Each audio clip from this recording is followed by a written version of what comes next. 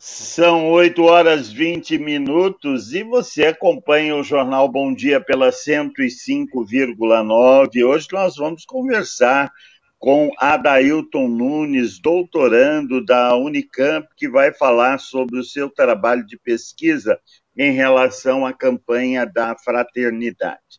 Adailton, muito bom dia, obrigado por nos receber, para que possamos conversar principalmente sobre a campanha da fraternidade e esse seu novo projeto. Muito bom dia. Olá, bom dia, Fernando, bom dia, ouvintes da Rádio Valinhos, bom dia, Gustavo. É um prazer estar com vocês aqui no dia de hoje, compartilhando um pouco da minha história, da minha trajetória acadêmica e de vida. Eu quero manifestar também os meus sentimentos a todas as pessoas que estão sofrendo com essa pandemia, todas as famílias que estão enlutadas e tristes. Eu quero manifestar a minha solidariedade para com elas hoje. Adailton, como é que surgiu a ideia desse projeto, né? desse trabalho? Bom, na realidade, eu fiz a defesa da minha tese já no último dia 29 de março. O título da tese é Campanha da Fraternidade, uma política da Igreja Católica para o Brasil. Bom, eu sou formado em engenharia de telecomunicações e acabei abordando um tema um pouco distinto da área das exatas, mas também isso é decorrente da minha trajetória de vida. Eu aprendi que para defender uma tese a gente também tem que se conhecer a si mesmo e também tem que entrar em contato com várias outras dimensões da nossa vida. E uma delas foi a questão da religião. Minha família é de tradição católica, no interior de Minas, lá na cidade de Pirapora, Minas Gerais, eu sou de lá. Então, a gente tinha uma participação ativa na comunidade, e sempre que a paróquia vivenciava aquele período da campanha da fraternidade, durante a quaresma, com temas e lemas diferentes, aquilo me fascinava. Eu fui levando isso no decorrer da minha vida, acabei abrindo até um canal no YouTube chamado Web Catequese, e lá um dos vídeos que mais fazia sucesso era justamente os relacionados à campanha da fraternidade. Além dos comentários positivos e que ajudava a gente a continuar fazendo esses vídeos, tinha também comentários muito negativos, muitas pessoas ali militantes, principalmente conservadoras, tradicionalistas, acabavam ficando contra essa nova proposta da campanha da fraternidade, da CNBB e da igreja, por abordar temas mais sociais. Então, isso me despertou uma curiosidade em relação às disputas internas da igreja católica, relacionado a esse tema campanha da fraternidade. Então, foi aí que eu comecei a abordar, dentro do doutorado, esse tema. Adailton, nós estamos, né, em tempos de pandemia. Você acha que em tempos de pandemia, né, infelizmente, muitas mortes, muitos amigos, familiares, nós nos voltamos mais para Deus, para a religiosidade? Olha, eu acho que sim, Fernando, de certo modo, principalmente quem tem uma vivência mais católica, ou então, desculpa, uma vivência mais na religião, que conheceu algum, que teve contato com algum movimento religioso durante a infância, a juventude. Isso é uma forma da gente também entrar em contato com aquelas questões que estão além da gente. E muitas vezes a pandemia vem, assim, de certa forma, como algo que está além da gente, que parece que não vai ter solução, a gente se desespera. Então, a tendência do ser humano é justamente essa, buscar também outras dimensões que estão além da gente para tentar contrabalancear e tentar entender toda essa situação. É um tempo muito triste, eu perdi já 4 amigos com essa pandemia, e a gente percebe o quanto que também a religião ajuda a tentar entender todas essas angústias internas que estão além da gente, né? Além do que a gente pode fazer.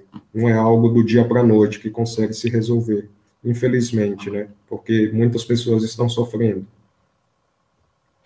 Gustavo, como é que os nossos ouvintes podem participar? Os nossos ouvintes podem enviar perguntas, comentários e participações através do nosso WhatsApp, o 996091059, e estamos ao vivo no Facebook da Avalinhos FM, com imagem e som. Novamente, bom dia, Adailton. Como se deu o processo de entrada no doutorado? Como se faz um doutorado? Bom dia, Gustavo. Bom, o primeiro procedimento que eu tive foi justamente entrar no site da Unicamp. Estou passando os passos aqui porque pode ter muitas pessoas que tenham curiosidade em relação a isso. Eu entrei no site da Unicamp, procurei por cursos de pós-graduação, que são o mestrado e o doutorado.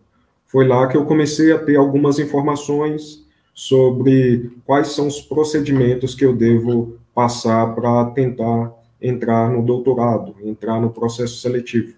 Então, conforme o tema que eu já estava pensando em fazer, que era voltado à religião e algumas questões da internet, as primeiras informações que eu consegui foi a Faculdade de Educação da Unicamp. Então, foi lá que eu encontrei um grupo, entrei em contato com a professora, participei do processo seletivo, que são algumas etapas, dentre elas provas e entrevistas. E foi um período difícil, até porque eu era da engenharia e acabei entrando na educação. Essa diferença entre áreas das ciências humanas e exatas causa meio que um choque, porque a metodologia, o modo como a gente faz a análise das nossas pesquisas, ela é diferenciada. Então, isso exigiu muito de mim para que eu pudesse me adaptar àquela nova realidade que era a Faculdade de Educação, o curso de Ciências Humanas. Adailton, você iniciou o doutorado no sistema presencial, você ia até a universidade, e ao longo aí da formação, do curso, a pandemia chegou e mudou tudo. Como foi essa sua adaptação do presencial para o online, para o ensino à distância, no doutorado especificamente? Bom, é sempre muito difícil, né, e desafiador. Eu acho que para todos nós que tínhamos uma rotina que era mais presencial e depois, assim, a gente sofre um baque de uma pandemia, onde a gente não poderia mais participar lá nas aulas presenciais, nos encontros presenciais, estar com os colegas, dividir angústias também, porque os doutorandos passam por muitas angústias, para tentar entender os seus objetos de pesquisa, seus relacionamentos com outras pessoas, então foi muito desafiador.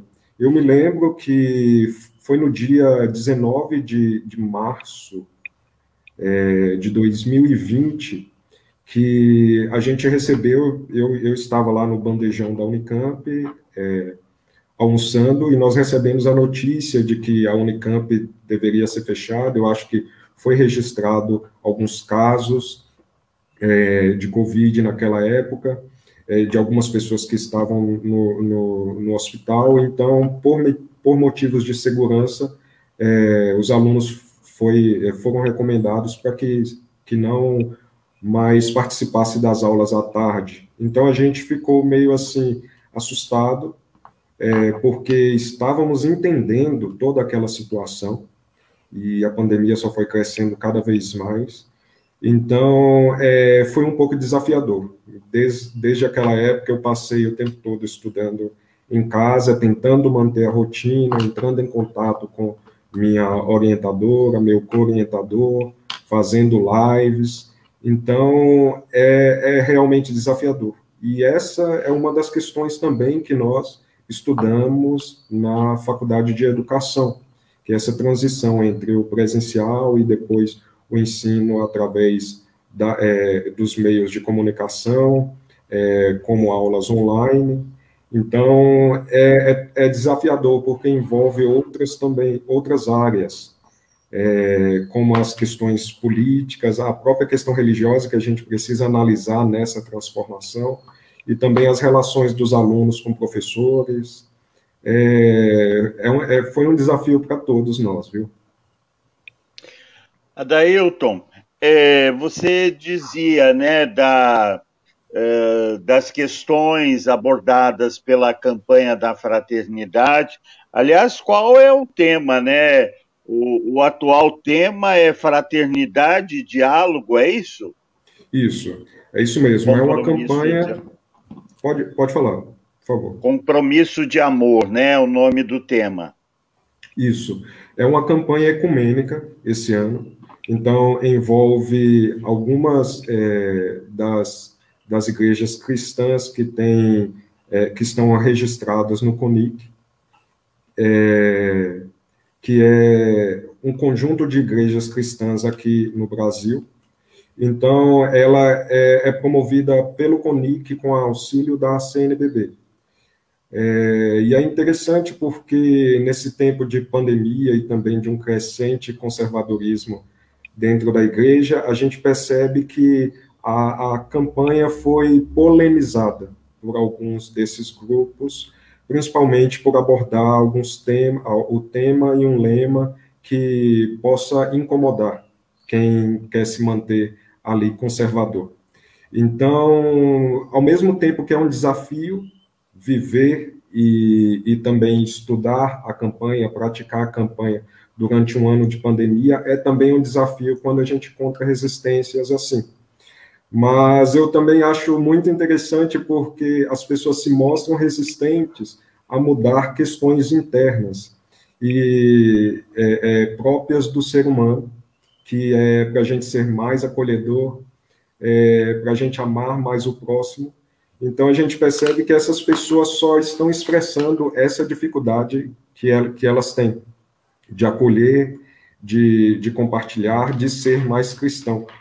E parece que também é até um convite para a campanha se manter, porque assim faz com que a gente possa se converter nessas questões que estão sendo tão difíceis de entrar em pauta ultimamente. Quando você diz, né, da polêmica, da participação da igreja na política, né, as pessoas muitas vezes não entendem que não é na política partidária, mas é a política do dia a dia. Quer dizer, todos nós, né, fazemos política, necessariamente não precisa ser política partidária, mas o dia a dia que estamos fazendo aqui não deixa de ser política. Ótimo, Fernando, você tocar nesse assunto, porque foi uma das perguntas que permeou toda a minha tese, e também foi um dos desafios para eu entender a campanha da fraternidade como uma campanha de cunho pedagógico e político. Para a igreja, ela só se apresentava como uma campanha quaresmal, mas o meu objetivo era apresentar a campanha também como uma campanha de cunho pedagógico político. Pedagógico porque ela dura um tempo durante a quaresma e ensina através de práticas pedagógicas próprias da religião, que são as missas, que são divulgação de textos, que são produção de alguns materiais para ajudar os católicos a entender aquele tema e lema. Então, que vai também educando os corpos e as almas das pessoas. Isso daí são alguns termos que a gente utiliza lá na Faculdade de Educação. Pedagógico nesse sentido, e político porque a política ela acontece onde há um dissenso de ideias, uma diferença de ideias, e que há grupos que querem, que estão disputando ali dentro da igreja pelas suas pautas. A análise que eu fiz mostra claramente que a igreja também tem esses grupos distintos entre conservadores e progressistas que estão constantemente disputando algumas pautas, e dentre elas as pautas a serem tratadas nas campanhas da fraternidade.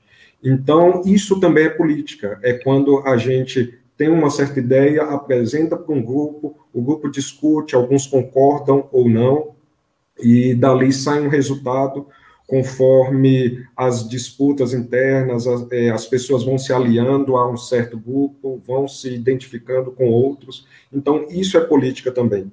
E é interessante você falar que há diferença por essa política partidária, porque, em tese, a igreja não está abraçando um partido político, mas, virtualmente, ela acaba se identificando com algumas vertentes políticas, tanto que muitos desses conservadores se identificam com a atual política do nosso presidente, né?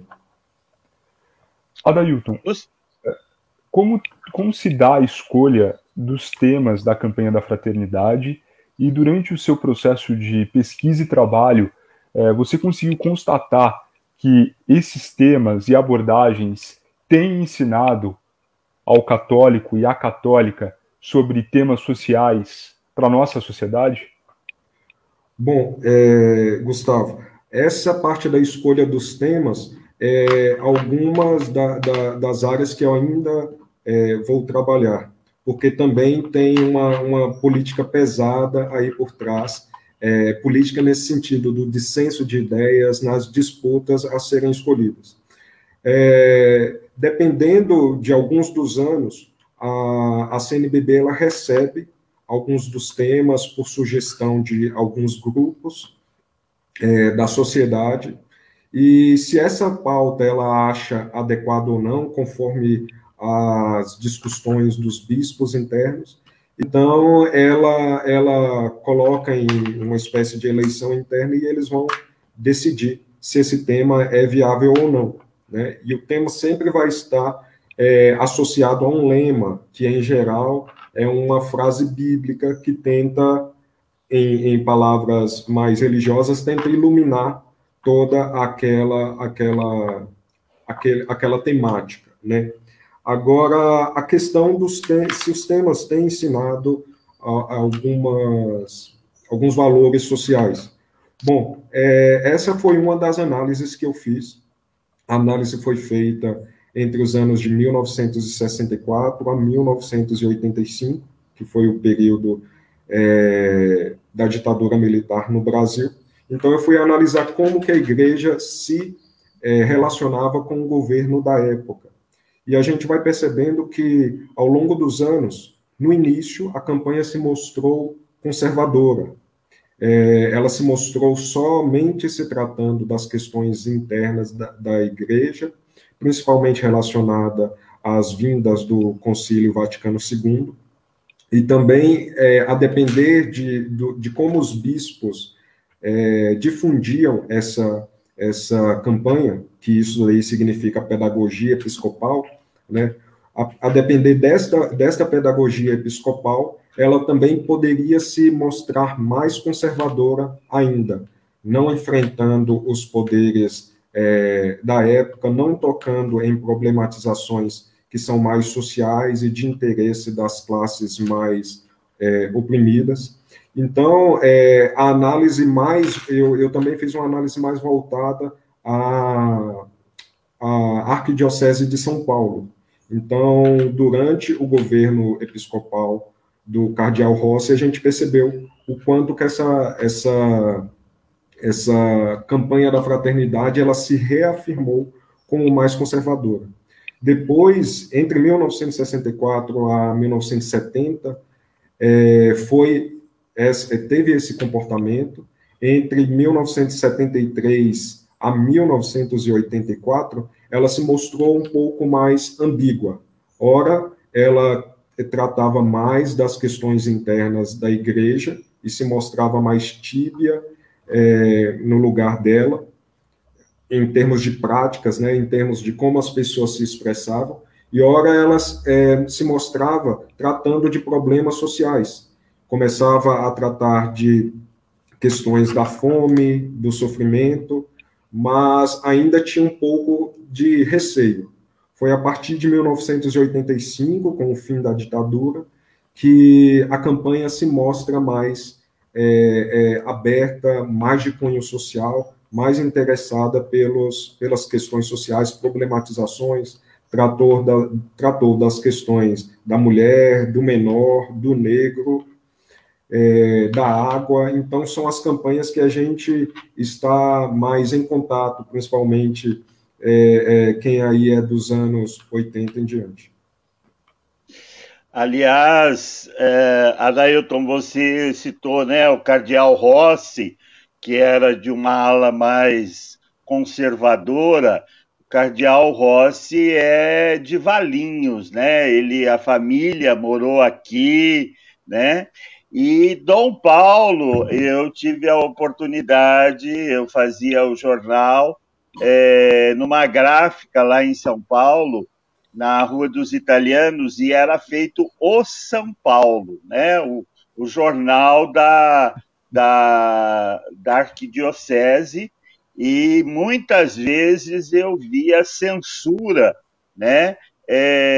Cortando as matérias, e eu sou de uma época que o jornal não era feito ainda tipo Gutenberg, né? Nos tipos.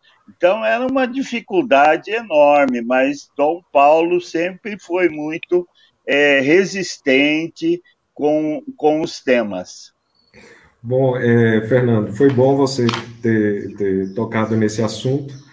Isso só confirma a minha tese. Não é algo que eu estou inventando, mas é algo que eu fiz uma análise, né, ao longo de alguns anos. Só para completar a informação anterior, aí também, a partir de 1970, quando os temas e lemas começaram a ser mais ambíguos e depois mais sociais, o Dom Paulo já estava na Arquidiocese de São Paulo. Então, isso mostra que a pedagogia dele, a pedagogia vinda dele, era mais progressista, mais acolhedora a essas questões sociais. Tanto que foi uma das grandes marcas foi o lançamento da Operação Periferia. Eu lembro que em 1900, desculpa, eu lembro não, eu fiz a pesquisa que em 1972, a campanha da fraternidade, ela esteve bem próxima da Operação Periferia, ali como um gesto concreto, ou seja, a campanha propunha um tema e um lema, e também um gesto concreto a ser tratado nas paróquias, quem vamos ajudar, quem vamos recorrer. Esse gesto concreto esteve ali ligado com essa Operação Periferia, que foi a venda do Palácio Episcopal, na época, o Dom Paulo vendeu por $5 milhões, e construiu mais de 1.200 centros comunitários, principalmente nas periferias, na favela, onde o pessoal mais precisava, construía creches, e essas associações também acolhia as famílias a discutir temas e temas dos próprios interesses deles. Então, realmente o Dom Paulo, nessa campanha que a gente mostra mais progressista, ele foi uma figura-chave. E é muito interessante você citar o jornal O São Paulo, que também eu utilizei algumas edições deles. Na realidade, eu peguei algumas de 1957 até 1985. Eu peguei um pouco antes também para entender como era o tema, como era o tempo quaresmal através do jornal antes da entrada da campanha da fraternidade. E é interessante você tocar nesse assunto porque a pedagogia episcopal também ela está ligada a quem são os intelectuais que o arcebispo convida para que possam participar da geração dos materiais. Então, a equipe do cardeal Agnello Rossi ela foi um pouco mais restrita. E a equipe do Dom Paulo Evaristo Arnes, a gente percebe que foi realmente uma equipe, foi gigante, e muitas vezes a gente percebe ali na ficha editorial que não cabia muitos nomes, porque eram muitas pessoas trabalhando. Então, quando tem muitas pessoas trabalhando e elas estão preocupadas com os interesses da população e do povo, então essa campanha ela se mostrou mais progressista, mais preocupada com uma consciência de fraternidade. Eu utilizei esse termo, consciência de fraternidade, que é quando o coletivo ele está começando a se preocupar com essa questão da fraternidade, com o irmão mesmo, quais são os interesses deles. Então, é bastante interessante porque você comprova essa tese minha também. Vivenciei um pouquinho essa história. São 8h46, Gustavo. Adailton, ao longo da história do Brasil, a Igreja Católica teve muita importância no aspecto da educação. Antes da República, muito mais. Depois da República, a Igreja Católica ainda mantém faculdades, escolas, universidades. E como você observa hoje a relação da Igreja Católica com a educação em geral? Bom, essa é uma pergunta difícil de eu responder, porque ela não trata muito do meu tema da tese. Mas eu percebo que a igreja ela mantém essas instituições educacionais de cunho católico ainda, mas também tem avançado outras igrejas, outras igrejas, elas estão também fazendo outras escolas. Essas outras igrejas são igrejas evangélicas também, que têm investido nesse ramo da educação. É desafiador também essa relação da igreja com as escolas, porque assim como a relação da igreja e do Estado tem conflitos, essa relação da igreja com a escola também tem se mostrado, às vezes, um pouco conflituosa. Tem alguns pais que aceitam que a escola tem um cunho confessional, outras esperam que não tenham. Isso depende muito de como também a família deseja que vai se desenvolver essa educação do filho deles, como eles esperam, quais são os valores que eles estão esperando disso. Adailton, a campanha da fraternidade ela é só feita no Brasil, né?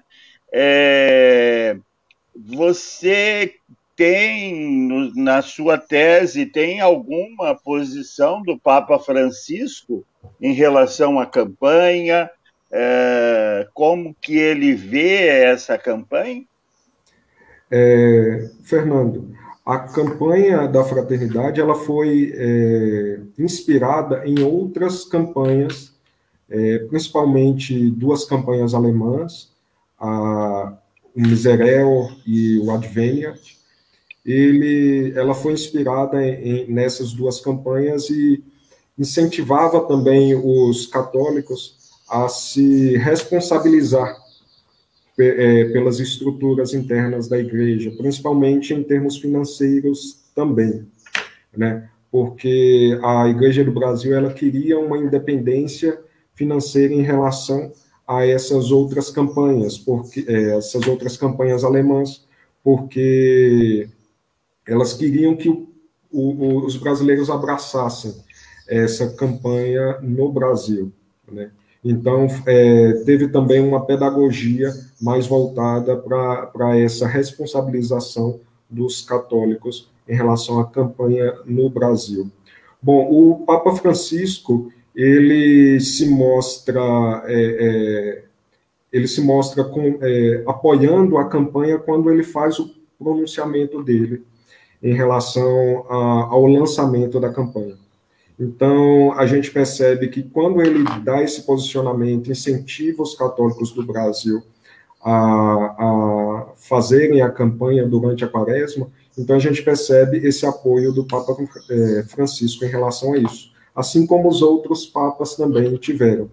É interessante você também tocar nesse assunto, porque com o advento dessas novas mídias sociais, a gente percebe que há um desvirtuamento dessas relações dentro da igreja, né? Principalmente as relações de hierarquia.